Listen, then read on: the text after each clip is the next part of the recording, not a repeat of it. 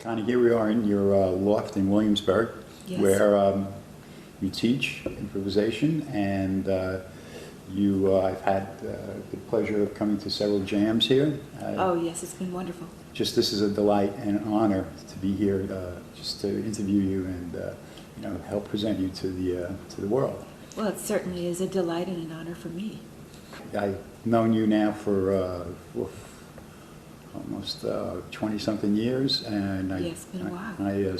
I started studying with you when I was around 30 years old. I discovered you really. My father brought me to hear a couple of musicians play. One of them was a piano player that he had been familiar with but hadn't heard from for a year, and when we went to hear her play, he couldn't believe the difference in her piano playing in 1 year, and she just said, "What happened to you're a totally different piano player?" And she said she had been studying with you. That was Toby. Toby, yeah. Toby Graff. Yeah. And she said, "I found this woman in the city. She's just incredible. She doesn't tell you what to do. She doesn't tell you how to play. She just gets you in touch with your own core feelings and gets you in touch with what you are playing and to make a connection." And she went on and she started talking about breathing and that you were into relaxation and almost like piano playing as a meditation. And I had been looking for a jazz teacher at that point, and I just called you up and studied with you 2 years the first time around, and then 4 years the second time, and it's just We had an instant connection. Yep. It's just because I actually was teaching breathing and relaxation and Yes. yoga through sports and stress management, so it was just a natural fit. I just thought maybe we could just talk a little bit about your teaching and how your approach and your philosophy of teaching musicians. And it's not just the piano you teach. You teach all instruments. And maybe you could just tell us a little bit about your teaching philosophy and how you get people connected. Well, you had mentioned that I teach all the instruments, and I'm a pianist.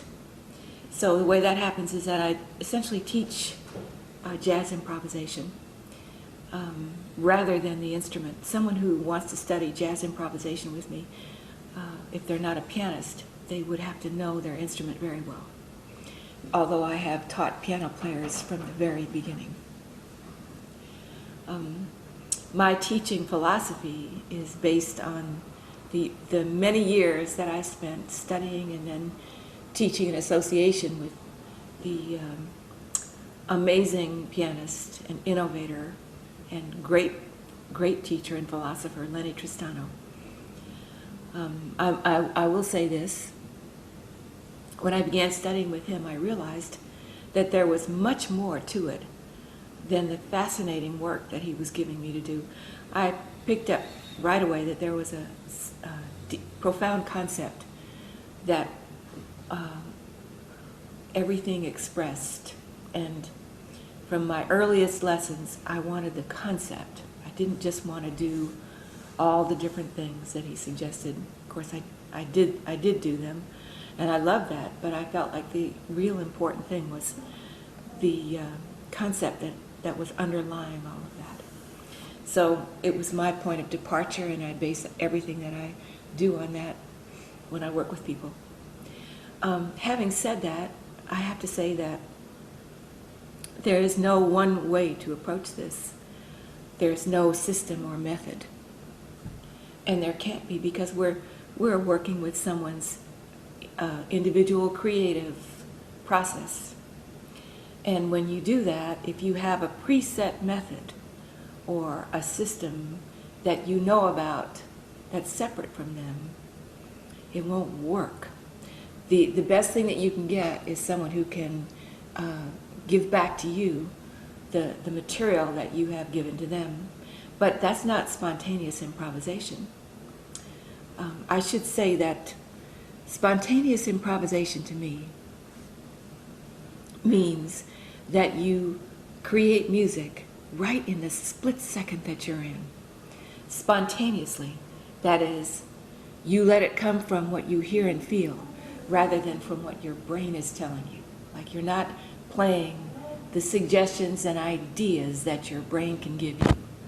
You are getting away from that and letting the music stream out of your creating mind. The thinking mind can only be an impediment, actually.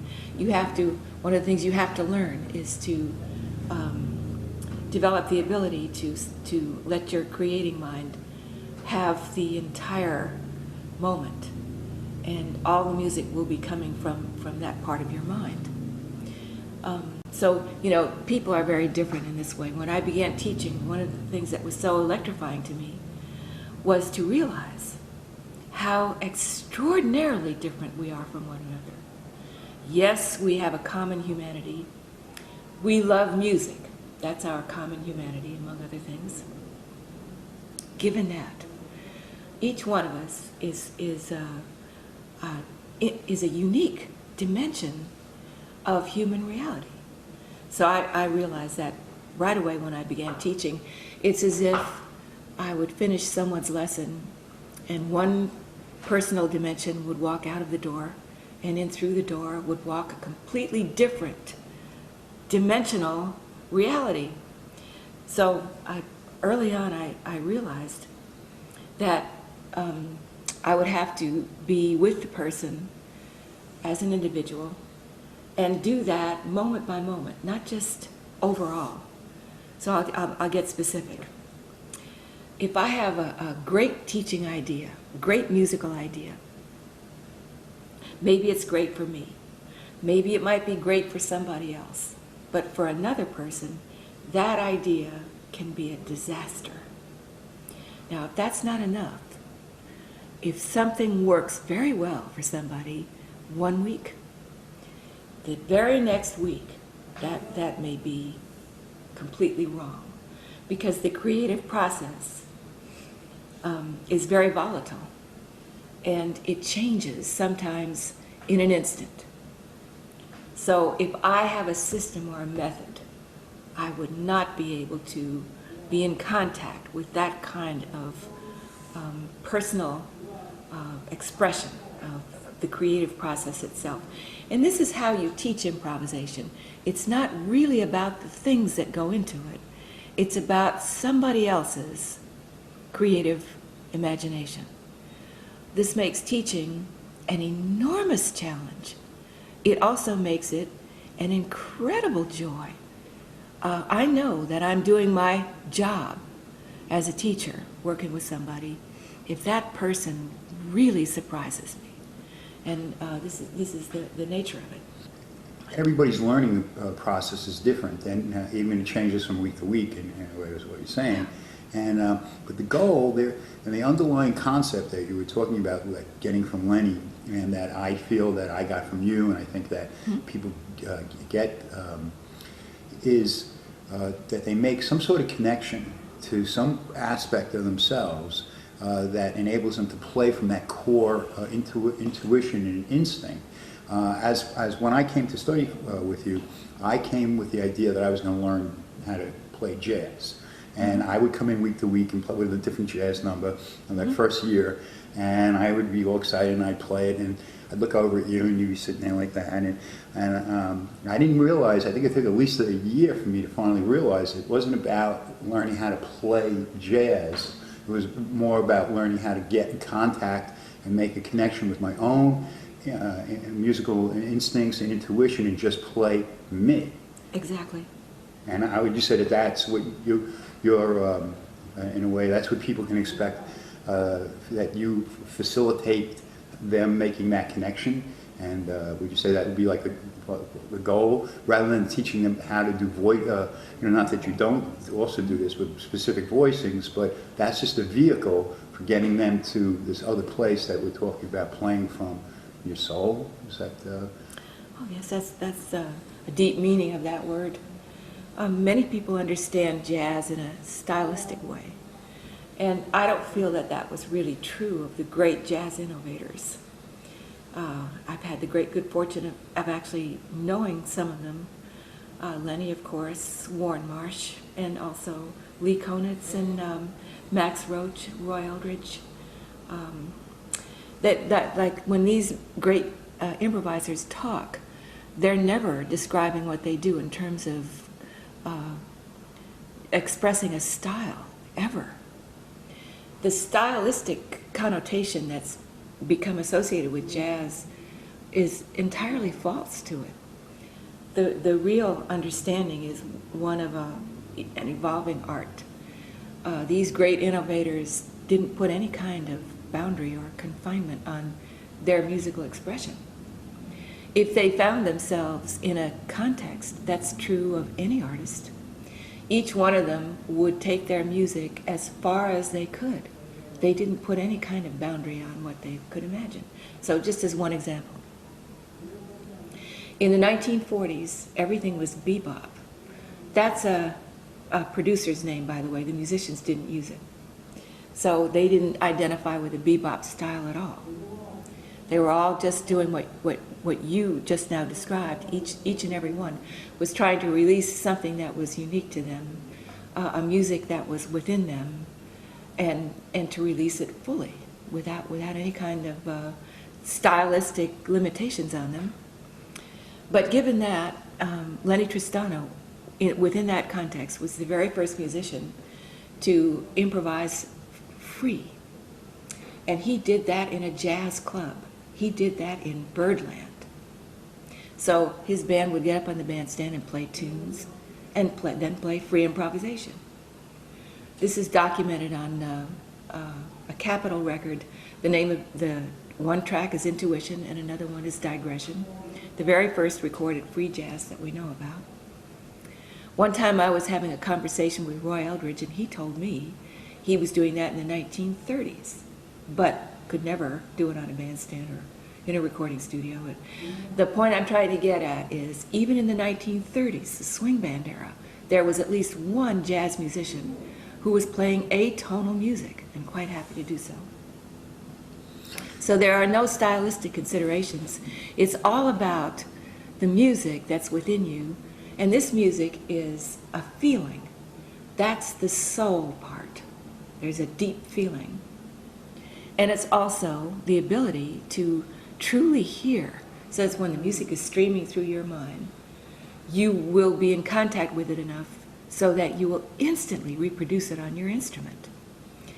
Now, I just have to say one thing about all the aspects of the music. We need to be conversant with music, how it works, like how it is that music happens. So in teaching people, of course, depending on the individual, everyone is different with this. People need to learn in some way or other about harmony. We piano players, we need to know about chord voicings. People need to know about melody. And people need to know about rhythm and about form.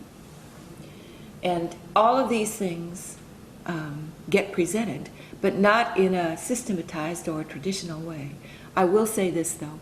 Whatever it is that I'm working with people, I try to make it comprehensive rather than presenting set pieces of material for them to memorize and then throw into a solo. Like that to me is foreign to the concept. You need to find something that you can work through conceptually and instrumentally so that you can internalize it, so that you don't need to think about it when you're creating your music. I want to backtrack a little bit. Lenny once told me this. He was the very first jazz improvisation teacher. He had no one to ask anything about. He couldn't direct any questions to a mentor. So he had to discover all of this stuff just all by himself. In those years, it was considered impossible to teach jazz improvisation. He told me that he knew lots of things that he could present to his students, but it didn't enable them to improvise. They could get very good with the different things that he presented and their understanding of how to express them on their instruments, but they weren't getting into the spontaneous creation of music. His big teaching turning point was when he discovered singing with records, and he told me that when he started doing that, that's when his students could go there and get to this dimensional place spontaneous improvisation. Now, by dimensional, I mean you can't think your way there. You can't even know what it is until you live it. This is what a dimensional experience is like. As a teacher, there is no way I can say it to anybody. I can't give anybody something to do, any procedural thing that's going to give them this dimensional experience. But if you sing with the great solos of the great innovators in this music, it may not happen the first solo you sing, maybe not the second solo you sing, but pretty early on, you will actually feel this dimensional experience when you sing with the solo. Yeah. And the reason is because that's where these people were. All of the things that they recorded, every note they played, was coming from this kind of dimensional place that they lived. Right. Just by matching the notes, by singing with the record, Right. will give you your contact Right. with this dimensional place. And then once you have felt it, Right. it's a part of you. And you know you know how to access that Yeah. place. That was one of the things that helped me, I feel, make the connection was your insistence Yes. to It's the one hook thing I up. insist on. Yeah, and sing with Roy, sing with Lester, sing with Billie Holiday. I got singing with Frank Sinatra during the 50s when he was with the Capitol Records doing Nelson Riddle, working with the Nelson Riddle Orchestra. And that's where what you're saying is that academically you can study what improvisation is and how to put things together, but it's all it's a conceptual, intellectual approach. What you're saying is that through singing along with the great jazz masters, the great jazz improvisers, that gets you connected to that kind of groove, into that streaming sense of music, and gets you connected to that place in you, and that enables you to learn how to improvise on an intuitive level, which leads me to having to bring up, I mentioned to someone when I first started studying with you that I was doing so, and they were disapproving, and I said, why? And they said, well, it's not fair. And I go, what's not fair? He goes, the Tristano people, they get there without paying their dues. Right. And this is a person that had, come the academic route and had gone to music school and had studied and studied and studied. And he actually made a comment to me one time that it's all hard work. And jazz guitar is all hard work. You work all year long, studying harder and harder for that one moment that you get, that every once in a while, that you feel that connection. And I think that that's representative of a lot of mainstream jazz and even jazz improvisation, because when you said a few things about playing free, and Lenny being one of the first people to play free, and versus a lot of the swing band stuff, a lot of that was well written out, and I don't think anyone they would just sit up and play a free solo. It was not until maybe the bebop era where the musicians started really breaking out like that, like Lenny and the people around him. Well, no, improvising was going on all along. Louis Armstrong was a great improviser in the 20s. It was coming from tunes then, but how do we know? Maybe Louis improvised free also, because I think in some ways the improvisation thing was very strong all along. It's just that in order to present it, you had to present it in a way that would satisfy the producer. I'd like to mention a little something about improvising from tunes, which is that Lenny felt, and I have lived this a lot myself, so I definitely feel this very same way, that the best way to start to improvise from tunes is to simplify. Instead of going from the chord changes, you go instead from the simple melody. And my first lesson with Lenny in that respect was pretty shocking, because when I came to Lenny, I was a very well-developed classical piano player, which means that I could play a lot of music. You know, I'd sit down at the piano and a lot of music would roll out of the piano.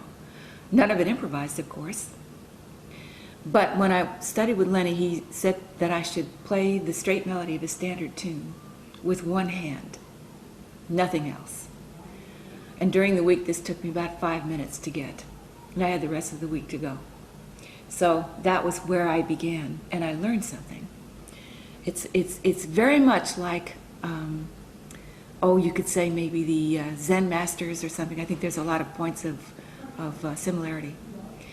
That straight melody was like a meditation thing for me, because in order for that to mean anything to me, I needed to clear my mind in order to keep my concentration, because there was so little there. And then part of the assignment was not just to be able to reproduce the notes, but to play them with feeling, as if that was all the music I needed. And then the improvisation would come from that. And this proved to be very true. So once you release your improvised melody from the given melody of a standard tune, say, then if you learn harmony behind that, it won't take you out of the feeling of the tune and out of your own feeling and your own creating mind. You know, your understanding will only enhance what you can improvise after that point. But if you start first with all the theory, it's as if you have a weight around you, and that weight will keep you from flying. Right. But if you get off the ground and you're already in the air, say, Right. from the straight melody of the tune, the improvising is happening. Right. Then anything you add to it, you will only fly higher. Right. One other thing I'd want to say in response to something you had said about the person describing how you work so hard for that one wonderful moment that you get in the year where it's just joy and it's just happening.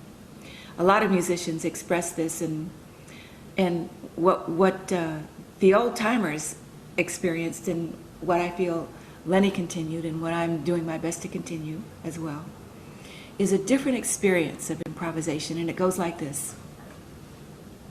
It has to do with the moment of inspiration. In the traditional arts, the moment of inspiration is essential for anyone who is gifted and serious about their art. We know this. And we also have some idea that the moment of inspiration, when it happens, it just happens. You don't think your way to it. It just comes to you, goes through you, and gives you your point of origin for, say, your composition. And without that moment of inspiration, then probably your composition won't have that much life or meaning. Everyone, I think, accepts this. But part of this concept of the moment of inspiration is that that's what it is. It's a moment. The great breakthrough with jazz improvisation, especially as expressed by the people in the very early thriving decades of it, the 20s, 30s, 40s, and on through the 50s, and then outstanding individuals since then, is that the moment of inspiration has lost its transitory, fleeting character. Because you don't bring in your brain and work with the material that this inspired moment has given you. You remain open continuously throughout your improvisation stretch. Mm-hmm. And so the moment of inspiration becomes continuous. Yes. When it's like that, your improvisation feels to you like a great joy. Right. So it's almost, in a way, instead of that one moment that you get every once in a while, through playing improvisation through this approach, is really every time you sit down, at the moment you're able to empty your mind and just come fully into the moment and just be there with it and almost merge with the music, merge with the piano, that experience of joy and is available not just once every blue moon, but on every time. Yes. The thing I noticed about yeah. you when I first started studying with you was, and when I started first breaking through, was, and I noticed this also with my own students, that initially when they start getting that moment, it's fleeting. They get there and they're in that groove and they're there, and after they're playing in this in completely connected, after it's over, they almost don't realize they had it, but they had it. So, and occasionally, and those moments come more and more frequently, and the more you play, the more you take this approach. But I noticed that from day one, that when you would play, the moment you sat down, you were there, and you were in that place all the time. Yes. And it just became a kind of thing that now, as I've been playing more and more, I see that too. It's a matter if you can just get into the place where you're not really trying to get anywhere on the piano, then you can make the connection. And that's what is the beautiful thing about playing this way. And that's why even I always say that, you know, piano playing is, everyone can play, everybody can improvise, music, playing music is for everyone, but the piano in particular, I encourage people to do, because it's something that's so healing, and when you're in that place too, the energy is streaming through your body, and you're breathing, and you're relaxed, and you're focused, and it's one of the, apart from just from the artistic aspect of it, it's one of the most beautiful things you could do. It's like meditation, it's prayer, it's just so it's joyful. Yes, it is. You just brought up something I was about to say, which is, in order to release this inspired moment from its fleeting character, it's essential to open up physically. You have to get rid of areas of physical tension. You have to open up your breathing, become very physically aware. It's an energy, really. We're dealing with creative energy. If the energy gets blocked somewhere in us, then it won't flow, and we won't experience this continuity of feeling that we're describing. Right. And it starts, of course, with breathing, but also there are other things that we need to find, like any kind of areas of physical tension, and extricate ourselves from physical tension, become physically open and loose, and then the energy just streams continuously.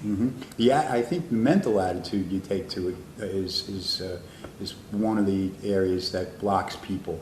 If they're trying to be perfect, play perfectly, they're trying not to make mistakes, they're worrying about how it sounds, how it doesn't sound, is somebody going to like it, somebody's not going to like it. These are all the things that will just absolutely stop you dead in your tracks and not enable you to make that connection, because you have this attitude of judging. You know, Yes. it's almost Judgment like, is inimical. yeah. So, and that's again where you were speaking about stepping away from analyzing and conceptualizing it, and just trying to, you know, be in the moment with it and let the music stream out of you, because music is an energy stream. You know, it's just amazing, just amazing. Yeah. I would say that that's one of the biggest things that we have to take on, because we live in a culture that encourages us all to become very self-critical and quite judgmental of our efforts. And there's even an assumption that if you can't be judgmental, then you can't get better. And it's quite the opposite with jazz improvisation. You need to get the critical, judging brain out of the picture, because for many reasons, as I've explained to people, when you're genuinely improvising, you're creating music all the time. You don't even really have the criteria to judge the music with, because you're creating it. Right. You can't even separate yourself enough from this creating stream of music that you're expressing to know enough about it to judge it. Right. Your best chance to get the music that will truly represent the reality of the music that you're expressing in that given moment is to accept and to trust. Let it happen. Many jazz musicians have expressed this in many different forms, but there's a recurring theme, which is that there are no wrong notes. There just aren't any wrong notes in this music. Right. Right. There are no mistakes. I've quoted you many times that wrong notes, or there are no wrong notes, just new opportunities. Yes. You know, and I've tried to communicate this also to my students, and remind myself when I'm playing that, you know, you're playing something, and instead of stopping and again judging it, go with it, and then it just takes you into another dimension. So many times again that conceptual mind is holding you back. Yes. You know? Free playing, atonal playing. Okay, we brought that up just a little while ago. I think that most people see mainstream jazz, and then they hear, if they've been exposed to atonal playing for the first time, I think it sometimes sounds discordant, and they're hard to for them to get into the beauty of and the freedom of the playing. I've often tried to say, you know, explain that during the turn of the century, a lot of the classical musicians got bored with the typical scales, and they started coming up with their own atonal scales, which was like Scriabin and Stravinsky and Demasione, but that was still a lot written out. Versus atonal music today, when you refer to atonal jazz music, and Lenny breaking through with that, and even what you play, and you know what I play, and could you elaborate on that a little bit? Atonal music and free playing versus you know. Well, first I'd like to say that free improvisation does not need to be atonal. Atonal, right. It's free, Yeah. means that it includes everything. Right. You can wind up playing a tune, and it would Right. still be a free stretch, because you're not bound Right. to stay within Major that scales, tune. minor scales, blues scales, anything anything. is a part of free Stride, improvisation. anything. I'd say the key to free improvisation is that you will improvise anything that you can hear and imagine in that moment. There's no format. There's no tune. Right. There's no referent. Right. That's outside of the music, outside of the improvisation itself. Right. So in that sense, it's very different. When you're playing a tune, you have the melody, you have the words, and you have the harmony that you can hear that goes with that. And though you may improvise something that doesn't refer literally to any of that, it's still somewhere within you. And with free improvisation, every note you play is completely improvised without any referent whatsoever. Right. So if you happen to hear music that doesn't have a tonal center, then that's what you improvise. Right. I've had varying experiences in that way. When I was first performing, many people found that difficult to grasp, and there was a kind of, for me, a period of a transition. But these days have gone away. I don't seem to experience that anymore. In fact, I've had experiences that are quite the contrary. Let me give you one example. Once I took my band, this is a band I had with Lenny Popkin, Carol Tristano, and I do believe that the bass player was Rich Califano. We did an engagement at the Blue Note. The Blue Note, which of course is, you could maybe possibly say it's probably the most well-known jazz club in New York City, certainly, has become a tourist room. It's just too expensive for New Yorkers to go to anymore. Jazz musicians don't really go there. So you have an audience that maybe is the least likely to be able to understand free improvisation or atonal music, either or, you know. So we walked onto the bandstand. The room was absolutely filled with tourists. So I called a couple of tunes, and I could sense that the first tune they were a little uncomfortable. The second tune they started to warm up. You can feel where an audience is. And then as we neared the middle of the set, I thought, okay, I'm going to take this chance. And I called a free stretch. This was the first day after New Year's Eve, I gave it a title. I said, Suite for the New Year. And it was a 3-part suite, so this was an extended stretch, not just a brief little free stretch that everybody could handle, but we stayed in it for a while. That was the music that broke up the room. And I learned something that night. We underestimate the audience. Right.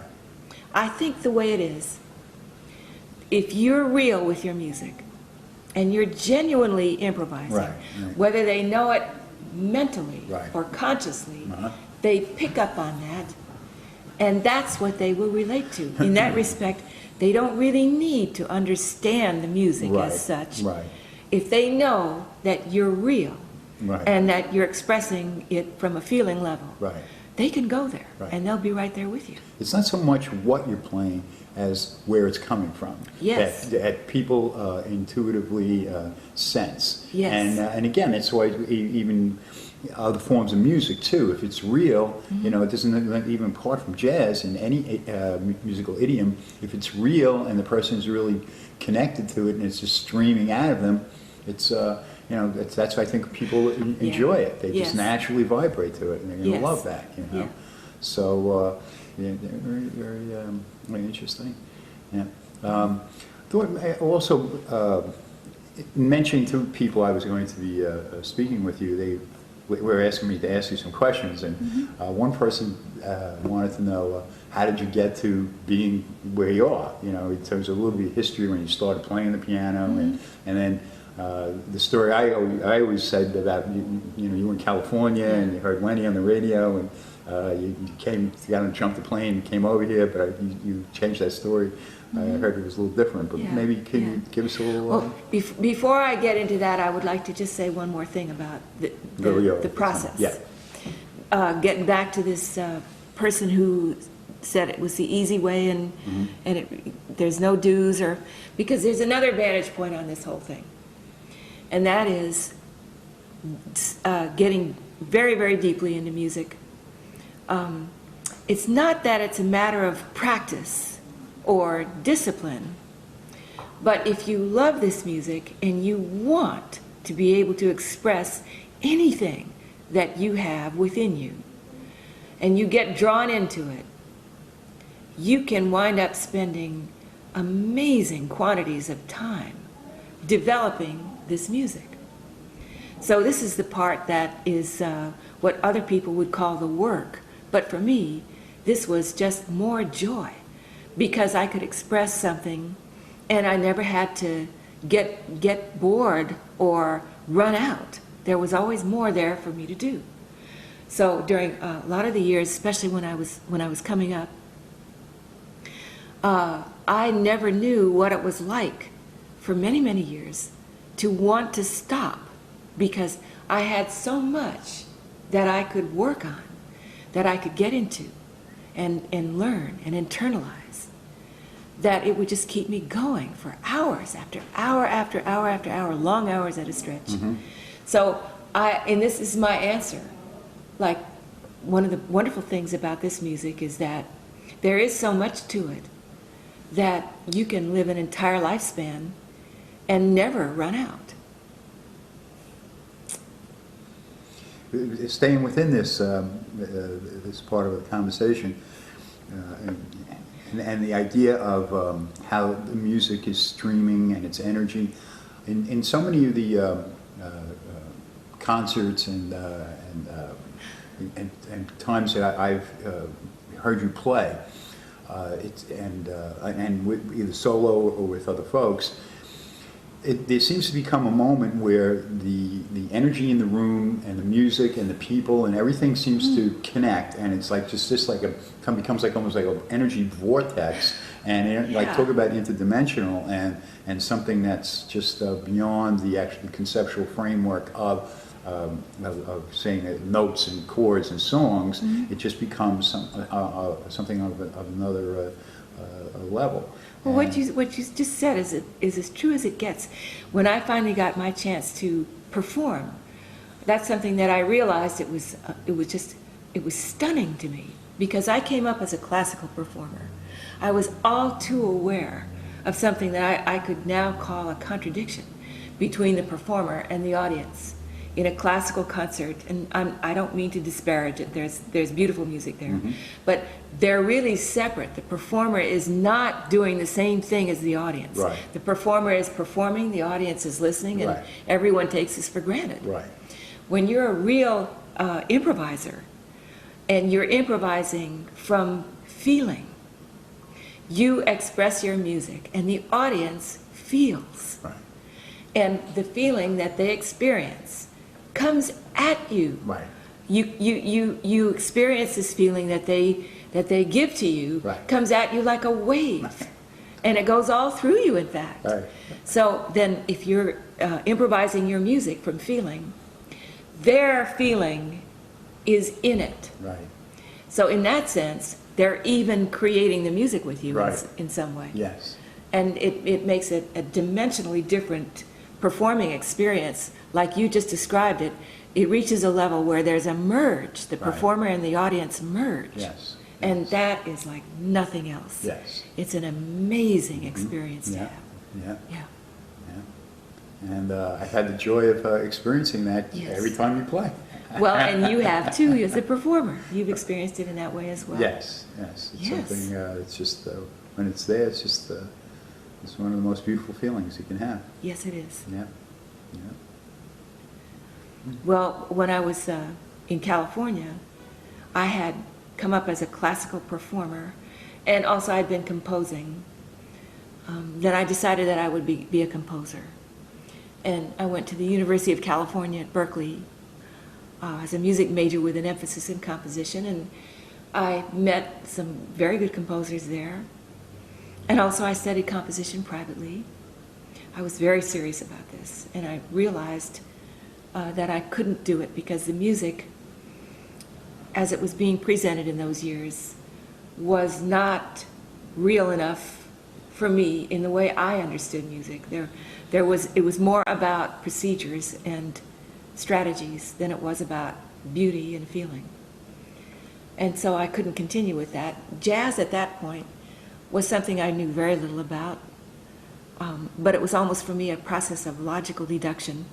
I realized that was the other great art music of the time I was in, and I felt that there might be something there that would be real for me. So as I began listening to the radio and trying to find my way, also I tried to find people in the San Francisco Bay Area who I might be able to get information from, and it was not really opening up for me.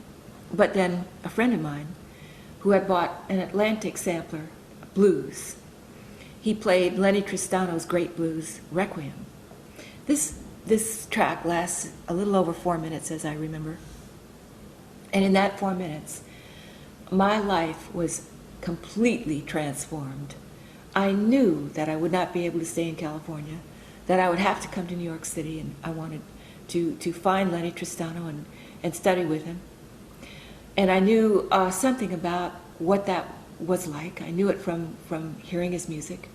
I knew something about him in some strange way that proved out. It was almost like a moment when I seemed to leap into my own future, and there were some things that I could see there that turned out to be all too real. It was very, very true moment. Mm-hmm.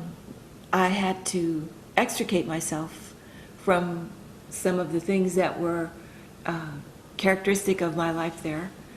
I had to literally extricate myself from one life and just go to an entirely different life. So that was very intense. But when I got to New York City, it all proved out. It was very wonderful right from the beginning.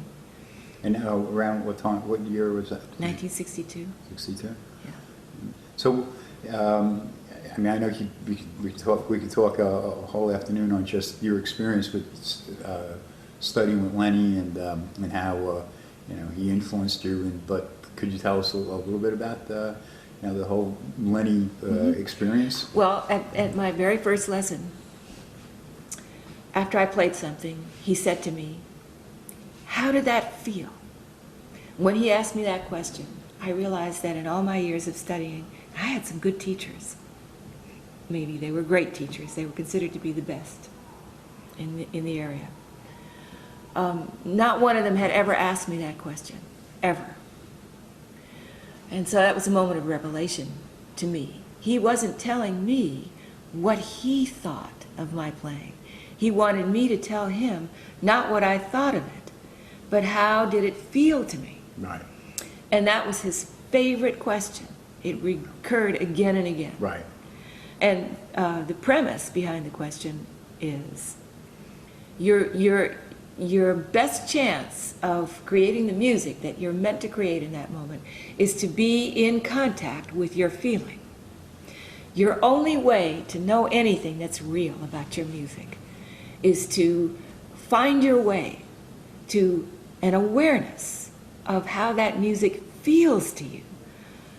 And that's completely different from how the music satisfies any kind of criteria, whatever they might be. Feeling is simple. Criteria are complicated.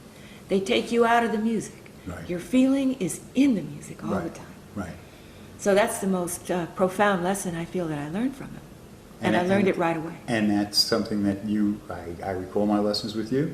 It's what you were constantly asking too. How did that feel? Yes. And that's, again, and usually when you go to a teacher, you play something and they correct you. Or they tell you to do this, or they tell you to do that. And they're trying to get you more and more connected with how it felt. And it was a non-judgmental situation. Yes. So you're able to get to the point where you realize that, and I tell this, I've told this to many students, had gals come in and they want to sing. Well, okay, what's your goal with this? Well, I want to be the next diva. I want to be, and they don't know how to sing yet. I'm going, well, maybe you should understand your art a little bit. Maybe you make that connection with, I want to sound like Whitney. I want to, it's like, how do you answer that? Yeah. Except to, just try to get across first and foremost that you're playing for yourself. You're playing to get to make that connection, Yes. to get in touch with your feelings, get in touch with that streaming energy, to get in touch with your own natural, again, intuition, and not be judgmental, and then you can fly. But if you're constantly thinking in terms of how it's sounding and you're judging it, you want to be the best, you want to be again, that's just going to be like sandbags around your ankles. You're not going to go anywhere with that attitude. Another thing that Lenny used to like to get across to people is just what you just said. Everyone needs to find a way to extricate themselves from the ego. And the ego has many manifestations. It's not just the colloquial, I'm so great kind of ego, like the egotist. It can be just the opposite, I'm so terrible. That's a manifestation of ego. Right. Any kind of judgmental thing is your ego taking over. Right. And trying to run the show, actually. Mm-hmm. Or if you're guided by or controlled by what you just described, how other people will hear it, or getting somewhere with it, like using it to get somewhere, or to be like somebody else. Like paradoxically, all that is ego. It's like the part of you that is like, it's almost like a persona. Whereas jazz improvisation, when it's real, the persona can't be there. It's, as you said it before, it's the soul talking. And that's what it's saying. The music is what the soul is saying. I've often encouraged students to record themselves once they've broken through, and then they're having trouble with, because they'll play, and to get to the place where they're connected, they have to stop thinking and analyzing. So once they've developed the ability to do that and really connect and they play, then after the mind clicks back on, and it's almost like it doesn't remember almost what it just experienced. It can't. So you have to record it so that they can see how far out they got and how much they let go to be able to really start to integrate that they're breaking through to this whole other dimension of playing. And that's I think it's something that's very unique in the music industry. It's just in the music field is this idea of, not just playing it as it's written, just this whole idea of improvising like this. Yeah. Well, in fact, jazz as an art form was made possible by the invention of recording.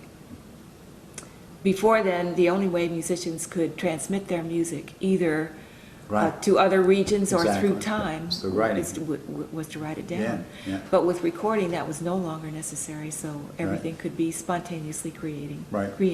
And the music would be spread both through the regions of the world and also through time on those records.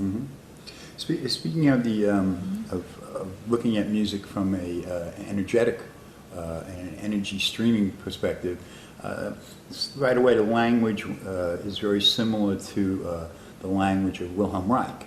Oh, yes. And that was another connection that we had when Yes. I first met you. I was involved with Reich, doing some Reich work, and also you were also aware of it, and Lenny actually was into it. And I think that the language is very similar. We're talking about streaming, because part of the whole idea at Reich, one of the, how can you explain Reich in just a short period of time, but was the idea of unblocking so that the energy would stream through your body. Exactly. And you get the sense of just freedom of self. And he called it armor.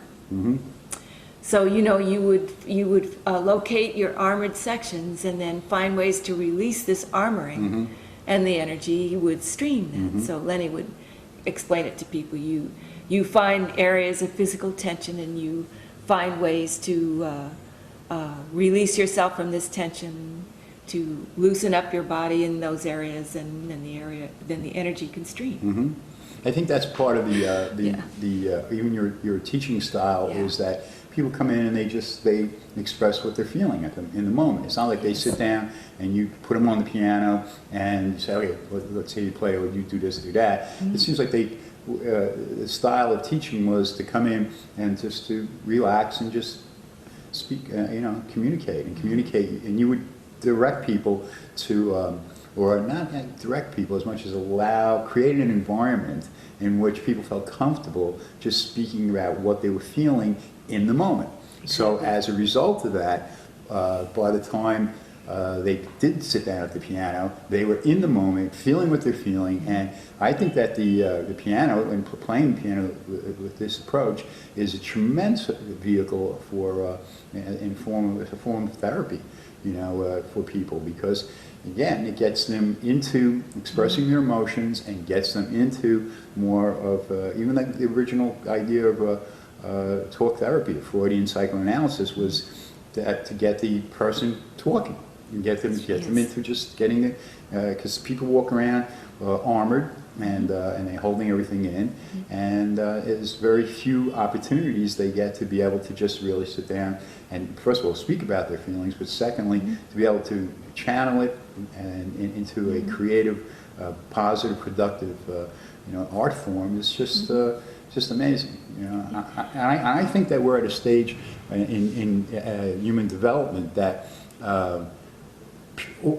people are going to recognize that creativity, as you say all the time, is a natural biological function that is for some reason or another minimized in this society and minimized in the educational process. Very much so. That we all need to have creative outlets, and this is something that you talk about frequently. Every child has this. People notice it. Children are creative. But I think people would feel there's something wrong if a small child showed no interest in being creative. Children are naturally creative, spontaneously creative, and it goes on all the time. That means each and every one of us, every adult. So this is one of the great unacknowledged, terrible repressions in our society, because when people reach adulthood, mostly they've been separated from that primal energy, this creative energy. When I'm working with somebody, I don't get my ideas from an idea bank that I've got in my brain somewhere. I get my suggestions or my recommendations from hearing people play, and also from really hearing them when they talk.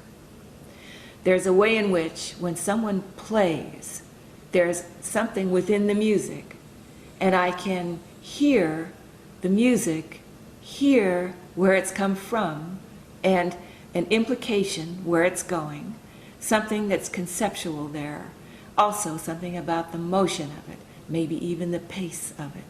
And I can give someone a suggestion that will enhance all of this and make it stronger. So although, you know, this draws from all of the areas that we musicians know about in other contexts, like harmony, as I was saying before, rhythm, melody, form, time, whatever. It's right in the moment, because it's like the old-time jazz musicians. That's talking.